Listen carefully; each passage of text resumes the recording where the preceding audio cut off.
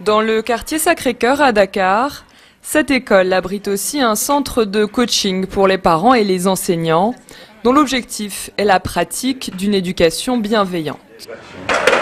Pour cela, les parents sont incités à jouer avec leurs enfants, une manière de développer l'imagination et les capacités intellectuelles des petits. Les yeux. Voici, comment on appelle ça? Comment on appelle ça? La bouche. Et contrairement à la majorité des poupées qu'on donne à jouer aux enfants au Sénégal, celles-ci ont le teint noir. Bonjour mesdames, ça va bien? Ça va bien. Madeleine Aïssi, éducatrice spécialisée, et Khadim Rassoul Ning, ancien inspecteur dans l'éducation nationale, sont à l'origine de l'association Ma Famille Créative. Et l'année dernière, ils ont lancé le premier salon du jouet éducatif et de la poupée noire à Dakar. Je pense que l'enfant s'identifie au jouet avec lequel il joue. Et cette identification est importante.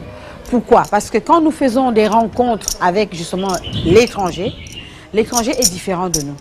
Et l'enfant, si l'enfant joue avec un jeu qui représente l'étranger, l'enfant aura tendance à croire que l'étranger est plus important que lui.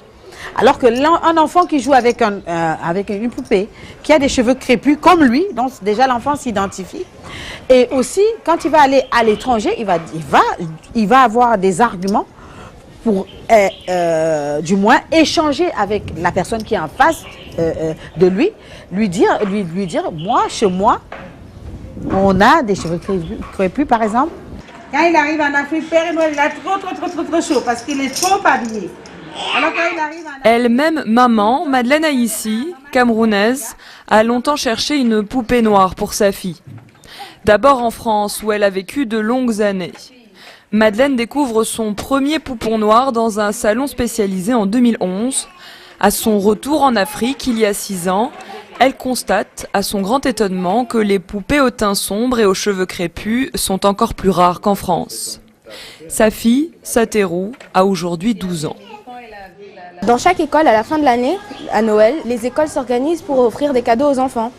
Maintenant, maman m'a toujours habituée aux jouets éducatifs et tout. Donc, si on devait m'offrir une poupée, je m'attendais à ce qu'elle soit noire, au moins comme moi. Et j'ai eu le cadeau, et arrivé à la maison, on a déballé les cadeaux. Et j'ai découvert que c'était une poupée blanche. Mais vraiment, ce jour-là, j'ai pleuré. J'étais vraiment... Parce qu'on ne le sait pas, mais les enfants, ils ressentent vraiment les petites choses comme ça. Ils comprennent plus qu'on le croit. J'aurais vraiment voulu une poupée noire. Et là, aujourd'hui, ça m'aide parce que jusqu'à aujourd'hui, je suis avec ma poupée, je me dis, je peux la coiffer, je peux faire ce que je veux avec. Et c'était pas la même chose avec une poupée blanche parce qu'une poupée noire, ça me ressemble à moi. Ça me ressemble moi. Et ça fait que je suis plus à l'aise avec. Ça me permet de plus m'amuser parce que je sais ce que je ressens. Elle aussi, elle peut le ressentir. Dans les années 50 aux États-Unis, 2 pédopsychiatres mettent au point un test. Ils proposent à des enfants noirs 2 poupées, l'une au teint sombre et l'autre au teint clair. Tous les enfants attribuent immédiatement les qualités positives à la poupée blanche et vice-versa. Un test renouvelé en Italie 60 ans plus tard et qui n'a guère donné de résultats bien différents. Quale è cattiva?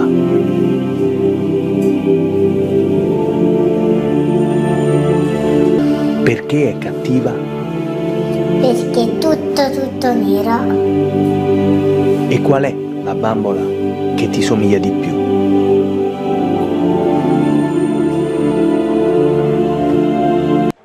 Pour notre ancien inspecteur dans l'éducation nationale, Khadim Rassoul Ning, il est urgent de s'affranchir des codes esthétiques imposés par l'Occident dès le plus jeune âge. Car c'est en s'enracinant dans leur propre culture que les enfants pourront véritablement s'ouvrir aux autres. Quand nous recevions des poupées autres, nous n'étions pas conscients qu'on était en train de jouer le jeu de l'autre. Maintenant, il y a une première pour chaque chose. On s'est rendu compte qu'on s'est laissé berner pendant plus d'un demi-siècle. Maintenant, il va falloir s'arrêter, montrer au monde ce que nous sommes, notre propre identité. Il faut une première pour chaque chose. Et je crois que ça, c'est la première. Et ça va faire tache d'huile.